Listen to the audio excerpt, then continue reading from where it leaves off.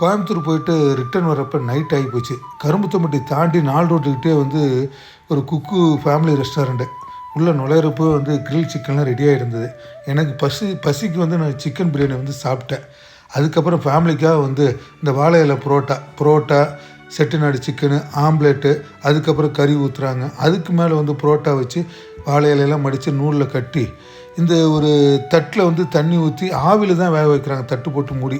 அதே மாதிரி கறி தோசை வந்து தோசை ஊற்றி அதில் வந்து செட்டிநாடு சிக்கன் ஆட் பண்ணி கொத்தமல்லி தழை தூவி 2 பக்கம் புரட்டி வேக வைக்கிறாங்க.